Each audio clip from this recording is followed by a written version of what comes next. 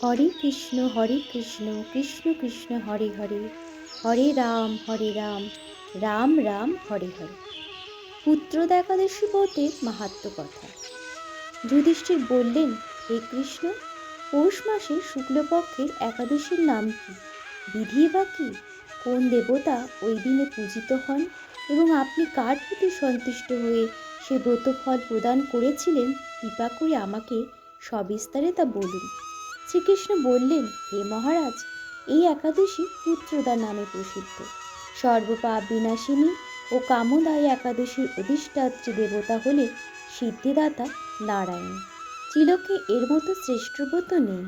এই ব্রতকারীকে নারায়ণ বিদ্বান ও যশস্বী করে তোলেন। এখন আমার কাছে ব্রতের মাহাত্ম্য শ্রবণ করুন। ভদ্রাবতীপুরীতে সুকেতুমার নামে এক রাজা ছিলেন। তার রানীর নাম ছিল শৈবা। রাজদম্পতি বেশ সুখেই দিন যাপন করছিলেন। বংশ রক্ষার জন্য বহুদিন ধরে ধর্মকর্মের অনুষ্ঠান করেও যখন পুত্রলাভ হলো না, তখন রাজা দুশ্চিন্তায় কাতর হয়ে পড়লেন। তাই সকল ঐশ্বর্যবান হয়েও পুত্রহীন রাজার মনে কোনো সুখ ছিল না।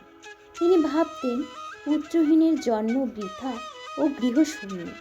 পিতৃদেব মনুষ্যলোকের কাছে যে ঋণ শাস্ত্রে উল্লেখ আছে, তা পুত্র বিনা পরিশোধ হয় না। পুত্রবান জনের এ জগতে যশ লাভ ও উত্তম গতি লাভ হয় এবং তাদের আয়ু, আরোগ্য, সম্পত্তি প্রভৃতি বিদ্যমান থাকে।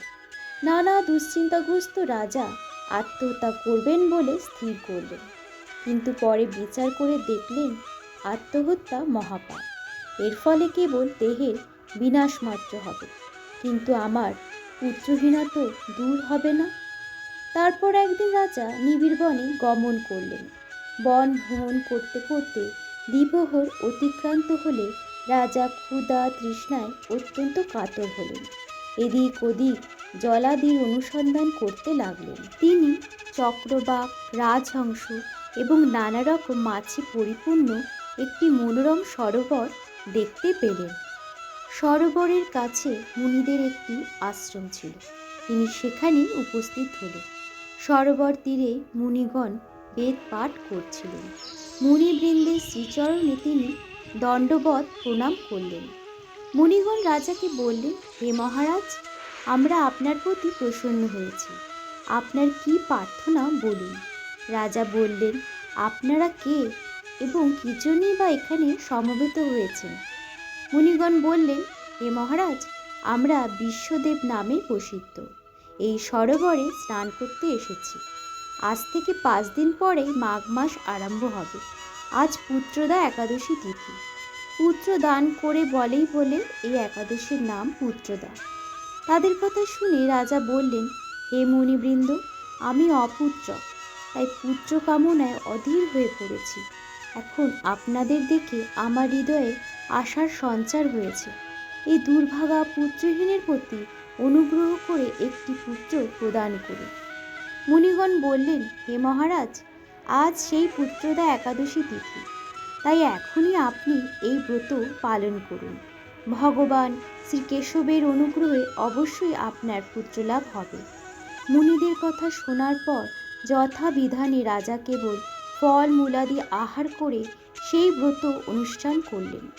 দ্বাদশী দিনে উপযুক্ত সময় শস্যাদি সহযোগে পালন করলেন।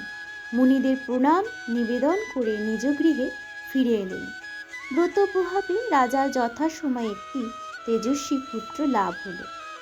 হে মহারাজ, এই ব্রত সকলেরই পালন করা কর্তব্য। মানব কল্যাণ কামনায় আপনার কাছে আমি এই ব্রত কথা বর্ণনা করলাম। নিষ্ঠা সহকারে যারা এই পুত্রদা একাদশী ব্রত পালন করবে, তার পুত নামক নরক থেকে পরিত্রাণ লাভ করবে। আর এই ব্রত কথা শ্রবণ কীর্তনে অগ্নিষ্টম যজ্ঞের ফল পাওয়া যায়। ব্রহ্মাণ্ড পুরাণে এই ব্রত মাহাত্ম্য বর্ণনা করা হয়েছে।